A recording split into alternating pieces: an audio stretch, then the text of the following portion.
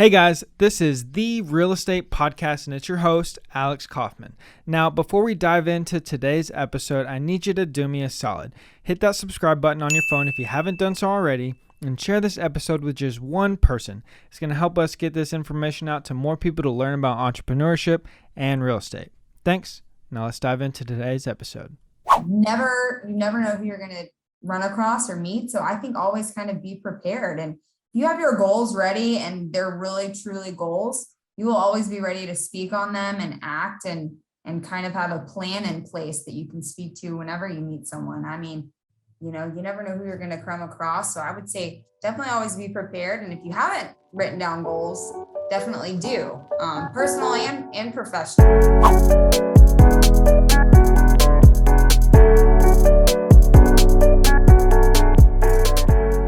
All right, welcome everybody. My name is Matt Typke. I'm your host. We are at the Real Estate Podcast. This is my co-host, Alex Kaufman. And today we have Carrie Biederstadt with CBRE, working on the asset management side, multifamily focused. Really appreciate you being here. We'd love to dive in and hear a little bit about your background and how you got to the point where you're at today, and then figure out questions asked to add value for entrepreneurs along the way. Awesome. Well, I appreciate you having me, both Matt and Alex. Looking forward to our discussion. But yeah, as Matt mentioned, I'm within our asset management group at CBRE, focused on multifamily all over the U.S., which is kind of nice. I actually went to A&M, graduated in 2010. So gig 'em Aggies. Gig 'em. Great. We're looking great. I'm still excited from our win a few weeks ago. That was Alex great. says we got to forget about it. I'm like, we get to talk about this for 10 years. Yeah, Aggies don't forget things like that, right? We Come on, gotta Alex. ride that as long as we can. So I enjoyed my time at A&M, as I'm sure you did as well. And I graduated with a finance degree. And when I graduated, the real estate market was not kind of the place to go into, just because of the market and things like that. So I took an opportunity with Deloitte Consulting. And so I worked there. The oil spill had happened at BP, and they had hired Deloitte to come on and do some consulting specifically related to that. So I was there 2.5 years, knowing that I eventually wanted to get into real estate. I took some real estate classes at A&M growing up. My dad was in real estate he did more of the construction side of things. And I just always knew that was something that interested me. I love the number side of things, and then kind of actually like having a physical asset to kind of touch and manage and feel. And then this opportunity came across at CBRE, starting out as an analyst. So our entry-level position, and I started there 9 years ago. And our group, just to kind of put it into perspective, when I started, we had about $4 billion in assets under management. Now we have over 40 billion. And so our team has grown. When I started, we had 3 folks on the team. Now we have over 30. And so it's just presented me with great opportunities to manage and learn over the course of time that I'm truly grateful for. And every day there's something new on the asset management side. So it kind of combines the finance piece of what I studied at A&M, and then what I enjoy of getting out into the field and going and seeing those physical assets, talking to folks in the field, understanding markets, which obviously is a huge part of real estate in general. Yeah, that's great. I mean, asset management is obviously extremely important. Is that your main focus? Is because people don't always understand there's a difference between property management and then asset management. But you're in charge of the big picture, making sure these properties that you guys, is it that CBRE owns, or are you doing this third party as well? So we have kind of both. Skin in the game on over 35 billion of those assets. We don't have skin in the game in the new venture that we started, which is about 7 billion in assets. And so the differing kind of factor that goes into the asset management of those is obviously CBRE does not want to write a check. So we do everything in our power to ensure that the actual owners, or who we're lending to, are doing right by the property and the tenants. At the end of the day, we want to make sure folks have a safe and kind of reliable housing for them, because everyone deserves that, right? And so that's kind of what our purpose is. And looking at physical condition, financials play into that as well. So kind of all around the overall asset management. We're not involved on the day-to-day kind of property management, like you mentioned. Although I was a leasing agent when I was in college, and that gave great perspective as to what goes on kind of the day-to-day and just multifamily in general and everything that we see now that I see and my team works with on the asset management side. Right. Well, what you're doing is really important as far as making sure that these assets are run the right way. What would you say, two-part question, is the most important thing to look out for? Like, what are you saying? Hey, we got to check these few boxes. And then also, what's the most exciting part about this position for you? Yeah. So I would say one of the most important things that we look at, and I think people in general, is who's owning this? Who are these guys? Do they have a good track record? And so sponsorship comes into play and plays a huge factor when we're doing kind of our risk analyses on these different properties all over the US. And within that, when looking at sponsorship, we look to see, hey, are these guys taking care of the other deals they have in their portfolio? Physical condition comes to mind, or, are they not spending the proper amount on repairs and maintenance at the property? Do they not have the adequate staffing? Things like that is definitely, I think, the number one thing we look at. And also, obviously, like I mentioned earlier, where the asset is definitely something that we're concerned about, because CBREs, we are a real estate company, obviously. And so that's what makes us unique and different from a bank. We don't view these as kind of loans. We view them as actual physical assets. So we're more focused on kind of what's going on at the property and what it looks like. Mm-hmm. And that's what I think is the most interesting, and what excites me about my position is I'm not behind a desk 24/7. Granted, COVID has presented its challenges, so we weren't able to travel as much. But a few weeks ago, I was just in Scottsdale. The Phoenix market is blowing up, no matter where kind of you are. I was specifically in Scottsdale and in Glendale, and Glendale historically in Phoenix has not been that great, but now it is, just because of what's going on in Phoenix. And so that's what excites me, is getting out into the markets, not only seeing kind of the financials come across our desk and what's going on, but then getting out and actually seeing it put to work and what the plan that they're doing. The new venture that we started 3 years ago went from 0 to 7 billion in the last 3 years, just with the power of the CBRE platform.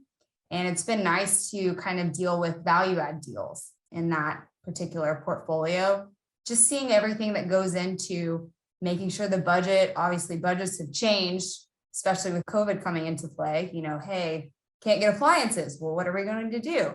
So just seeing those different challenges makes for a different day every day, which is nice. Mm-hmm. What's the most important thing from your perspective, as far as like this owner's buying this property? Are you helping them with the due diligence aspect of it, or are you coming in after the fact? And like, what's the most important thing to look out for? Yeah, so we actually do all of our underwriting in-house. So CBRE has our underwriting group in Boston. Unfortunately, we've been having a little back and forth with the games that happened last week with the Astros. So they're not feeling too great right now, but we will handle that. We're still getting the work done. So our underwriting group kind of does all of that due diligence. And we also have folks in the field, so in the production offices, that kind of come into play and help as well. In some instances, they'll loop our group in. Obviously, we deal with a ton of clients, and our book is so large that we get involved in saying, hey, what's going on in the market that a new property may be at that we're looking at underwriting. And then we'll get involved if we have a large book with that particular sponsor, kind of how are they performing with deals that we currently have. Mm-hmm. So that kind of comes into play with deals and working with kind of the before it gets into our hands. Yeah. So like when you're looking at the market, what do you guys view? Are you looking at top employers, job growth, population growth? Like, what are the main things you're looking at? Yeah, so we'll look at definitely all of those things. And what's interesting, in each of our different markets, I've been fortunate enough. My boss is very knowledgeable, has traveled to all of these major markets, because that's typically where we deal with. And he has a great analogy for almost every city. In particular, I'm thinking of, Atlanta, the martini glass. If you look at the way Atlanta's set up on a map, everything in the glass is great, kind of where you want to be, Buckhead and all of those things. And so just looking at those different locations and definitely kind of who the major employers are, who are the players that are there, what kind of plans do they have, things like that. Well, we've seen a lot of markets explode, and I'm sure y'all have too over the South, just being where y'all are located. Probably been great over the last few years. It's been pretty good. Right? Can't complain. I mean, being in Texas, I really can't complain. So with the part of CBRE that you're working with, y'all are providing debt to people who are looking to take down these multifamily assets. Yep. And okay. And so what would the process look like for someone who wants to bring you a deal? Is there anything that y'all want loan on, or anything specifically that y'all are looking for within multifamily? So we actually, what's been nice is we've kind of expanded what that looks like. We started offering small mortgage loans. So we've seen deals as small as, $3 million loan we will look at and do, and which is nice. And those folks, so we always have kind of the relationship with the reduction office, wherever it may be throughout the US. And then that ends up in our underwriters' hands, and then working together to kind of figure out what works best for that client as far as financing goes. Sometimes it doesn't end up in the agency world, which is what I work in. Sometimes it's better if they go with a life co or something like that, but always looking out for what kind of works best for them. But it's been nice and challenging at the same time to switch some of our mindset from those larger institutional clients we've always dealt with to the smaller mortgage loans, because we were kind of more focused on those bigger ones. So it just presents different challenges, which is nice in creating those kind of opportunities on our team.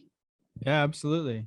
And then the 7 billion that you mentioned, y'all don't have skin in the game on. Are y'all just managing these assets and overseeing it, or if you can expand, what does that look like? Yeah, so it's our bridge lending platform. And we've partnered with some folks in New York and Boston, and they kind of handle everything on the front end and have those client relationships and everything like that. Granted, a lot of them in that book come to them via CBRE debt producers. So we have some of those in the agency side as well. And those are all strictly value add or lease up deals that can't find permanent financing. And so that book in particular, that team has grown from 2 folks, so myself and then one other person, to 11 today. And we have some recs open right now that we're trying to hire because of the pipeline for that particular book. And so that's been really exciting to see. It's just interesting, as I mentioned, to work through, especially with COVID on those deals, because they have a little more hair on them than your typical conventional multifamily deal that already has the permanent financing on them. Yeah, that makes sense. What CBRE is obviously one of the most respected commercial brokerages in the world. Like, what do you love about CBRE and working there? I'm sure a lot of people would say this about their job, but truly the people that I work with. I work with some of the most intelligent people I've ever come across in my life, and I have learned so much being here, and I learn something new every day.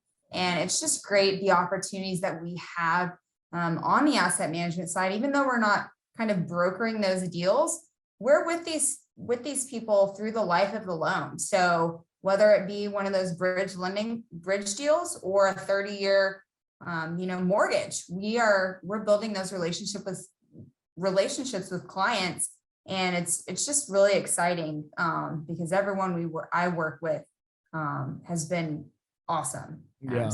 That's what I would say. And I mean, there's just so many opportunities at CBRE. If you get in here, and my boss is one of the biggest advocates for everyone on our team. If you get in and, hey, I don't want to really do asset management anymore. I want to move to the production side or something like that. We'll be your biggest advocate because we want those folks to stay at CBRE and continue to help grow CBRE. Mm-hmm.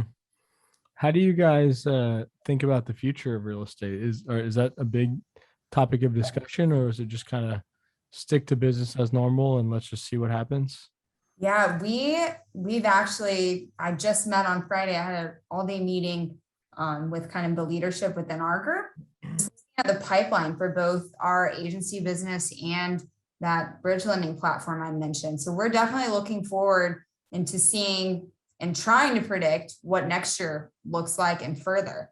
The agency lenders, they just released their caps. So it looks like we're going to have a lot more potential for business, which is great for us on that end, as well as just trying to understand and kind of staff up and make sure we have the right folks on our team so we can meet the needs and continue to keep our clients happy. Because at the end of the day, we want to be able to provide that white glove service for these folks so they continue to come back to CBRE. So we're definitely having to look forward to kind of make sure that the needs are continuing to be met, kind of the sector grows. Yeah. Do you find a lot of people are they shopping around, or are they kind of like, this is our group, we're going to stick with them, we know they're going to get it done, let's get it closed? Well, we always say that the side of things can, kill future business, right? Because if somebody's unhappy and when they're having to deal with us for 20 years or whatever it may look like until they pay off their loan, they're not going to come back to us. So that's something we definitely focus on and try to build those relationships that I mentioned, hopping on a phone call rather than sending an email or something like that. But I will say that folks that have stuck with CBRE over the years, they continue to bring us business, deal after deal, deal after deal. And it's been really nice, but hope that continues. Yeah, absolutely. Yeah, I'm just curious because there's always a balance of these are my guys, and then we got to go price shop to make sure we're getting the best deal possible. And the industry is changing so fast, and I just constantly wonder, what are these big companies like CBRE thinking or trying to stay ahead of? Because it, like I said, it's happening so fast. It's hard to stay in front of the new normal within real estate, and who knows what that's going to be. That's something that's definitely been challenging. We had a meeting today actually about what kind of NMHC or our future conferences look like. That was something that was really big for us, getting in front of clients and going to dinner with someone or grabbing a drink is just a great relationship builder, as I'm sure y'all know, and just missing out on those opportunities, I don't think has helped us. But we've definitely tried to keep that up. So I'm looking forward to next year, and hopefully we'll be able to get in front of some more clients and everything like that. Like I mentioned, I went to Phoenix a few weeks ago, and it was just great to actually be out and walking deals with kind of the clients that we work with. Yeah. How do you guys view Austin, Texas? Oh my gosh. Love Austin. I wish their infrastructure was a bit better, but doesn't everyone, right? Yep. There. It is so awesome there. We look at our financials on a quarterly basis for every deal in our portfolio. Everyone, needless to say, in Austin has surpassed all expectations and what's going on there. We do have some value add deals there as well. I think the supply chain issues have definitely affected kind of getting those rehabs done in the market, but Austin is great. I know that I would love to live there, but I don't think I'll ever leave Houston, if that makes sense. But I love visiting Austin, definitely. Yeah, absolutely. We call it Opportunity City here in Austin. Oh my gosh, so much going on there. I have quite a few friends that live there and love visiting. But like I mentioned, hopefully I can get some roads put in. Yeah, no, I hear you on that. No And roads. that taken care of. The good, Elon's building tunnels. yeah, the good thing is we got Elon now. He's Yeah, he's gonna solve all the problems. That's right. Yeah. Bring him in. Well, right on. Well, what would you say, like, for young people starting out, like whatever aspect of the real estate business that you're in, what's the most important things to focus on and be kind of thinking about as far as like, here's my goals? For me, to kind of lay something out, it's like very simple, but like you got to think long term. And a lot of people don't realize that, but real estate, the more and more I think about it, is like minimum of 3 years to really start seeing some kind of results. And that's hard when you're just getting started, even at, CBRE, or if you're like some kind of analyst or salary position. It's hard because you get into real estate because you see so much opportunity and it's all there, but you do have to slow down and build that foundation. What's your view on that and advice to people that are just getting into it? Yeah, and I think so. The team that I mentioned that started 3 years ago, we have so many new folks on that team, and they're all young and eager and willing to work, and that's all great. But like you mentioned, there's just so many opportunities. It's kind of hard to figure out, hey, where to go. So I stay on track and kind of master one thing and then move on to the next. I think that's one thing that we see in our group is just kind of, hey, let's focus on the task at hand and master that, if you will, and then let's move on. I think kind of going around and around, like figuring out those things isn't super helpful. So I would say stay focused on kind of what you're working on. And then these other opportunities will continue to just fall in your lap, and be patient and flexible. That's another thing that we've continued to kind of share with our team is just, hey, let's be flexible, and you being flexible is going to present more opportunities because we're going to see that. Because especially with COVID and everything going on, being flexible is something that just we have to do because we don't know what it's going to look like. And those are some things that I would say, looking back at what I would tell myself coming into like the asset management side and joining CBRE, such a large firm, is just kind of taking all of this knowledge that folks have to share in. Like I mentioned, my boss and quite a few other people that I work with, they kind of threw all this information at me, and I don't know that I truly kind of utilized it as I should have at the time. So looking back, I wish I would have not felt so overwhelmed and kind of taken the time to ask those questions. And, if I was confused on something or whatnot, because everyone at CBRE, like I mentioned, the people are just happy to help you learn. I love it. What would you say is the most important thing for you that has led to your success in your position? What has just been, what got you to this point today as far as characteristics or mindset or focus? Like, what has that been for you? Yeah. Well, I guess this is where I kind of talk myself up, I guess, a little bit. Come on. Hey, I'll do it.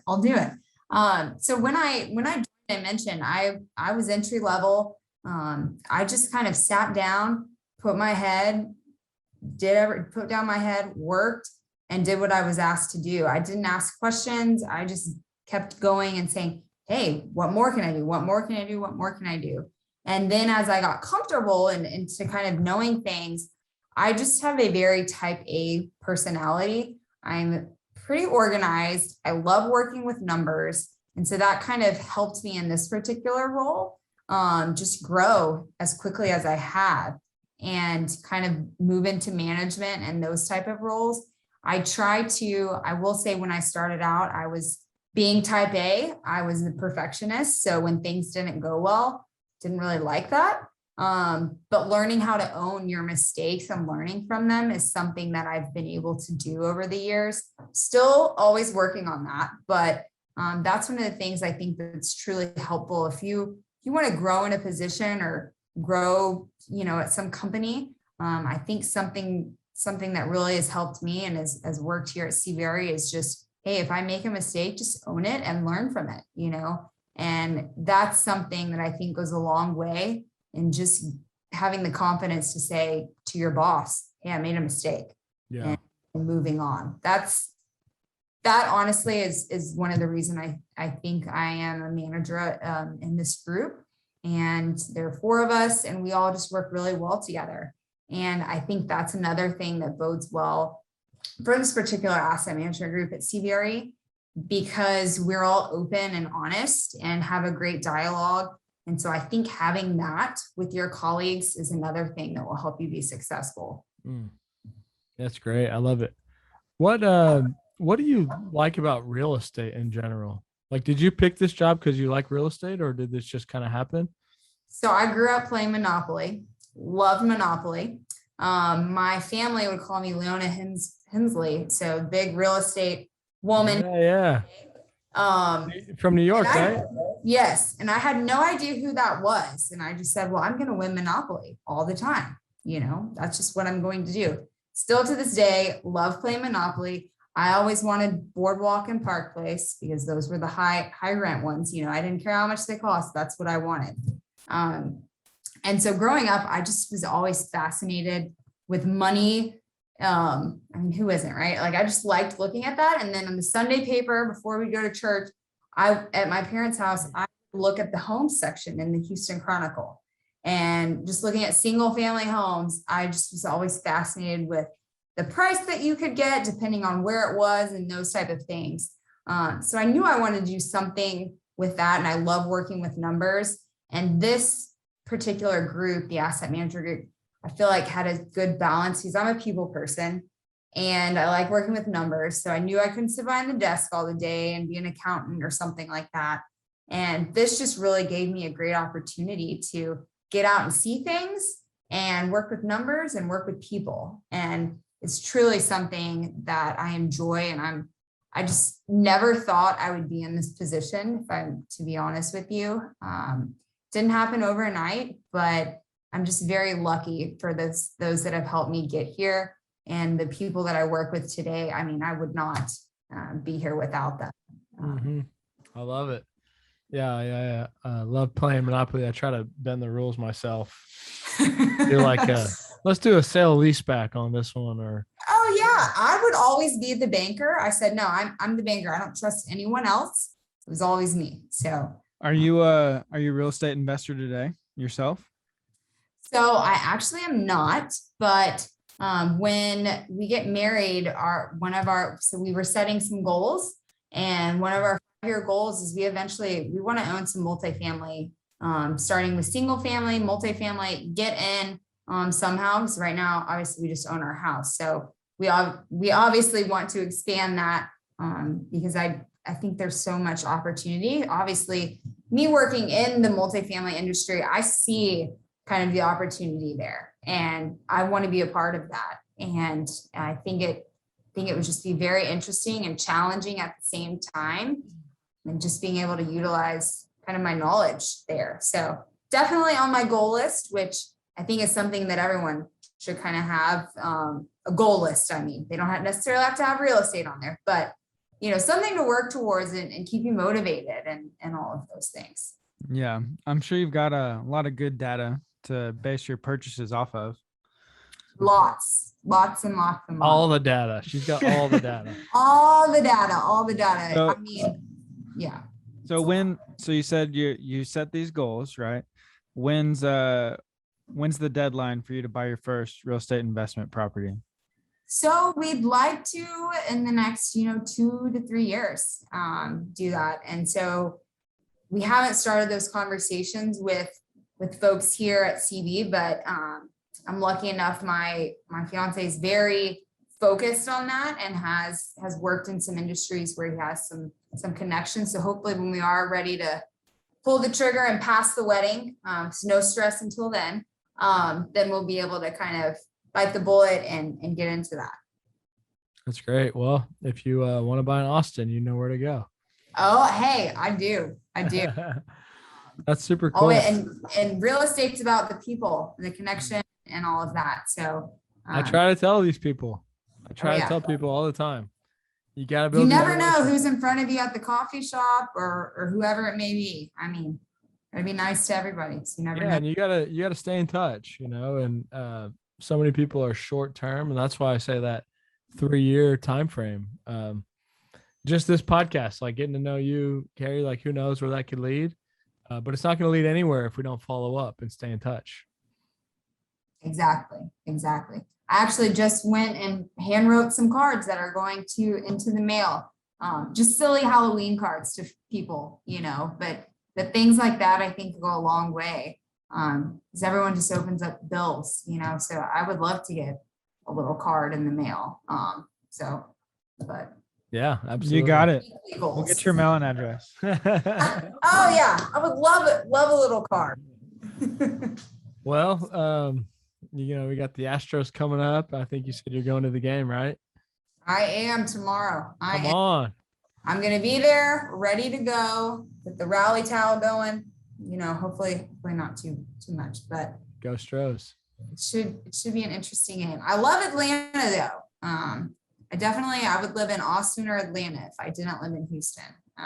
Most people, I think Atlanta's a lot like Houston, which is why I kind of like it. So Yeah, but we're talking about the Astros. We're not talking about real estate in the city. right. Well, that's Exactly. great. Well, before we get out of here, what would you say is your best advice for people that are just getting started or they are interested in real estate? Like, how do they need to be viewing and approaching things, in your opinion? Yeah, I think honestly, like we were just talking about, I mean, you never know who you're going to run across or meet. So I think always kind of be prepared. And you have your goals ready and they're really truly goals, you will always be ready to speak on them and act and kind of have a plan in place that you can speak to whenever you meet someone. I mean, you never know who you're going to come across. So I would say definitely always be prepared. And if you haven't written down goals, definitely do, personal and professional. I think those are always helpful and they kind of go back and forth and work together and help things kind of happen. Yeah. And the other thing I would say is just ask questions. I don't think there are stupid questions at all. I think I know I enjoy when we have new folks on our team and teaching them. I truly enjoy that because back in college, I didn't know half of the stuff or more than half of the stuff. I probably knew 1% of what I do in my job today. And so I think asking questions is a great way to kind of figure out where you want to go in real estate. And always, I mean, it's nice to have an asset at the end of the day to look at, something tangible. And so it's definitely something that I'm working towards. And it's great that I get to kind of work with that on a day-to-day basis and have that experience. One last question too, as an analyst and talking about having something tangible. What do you think about all the coins?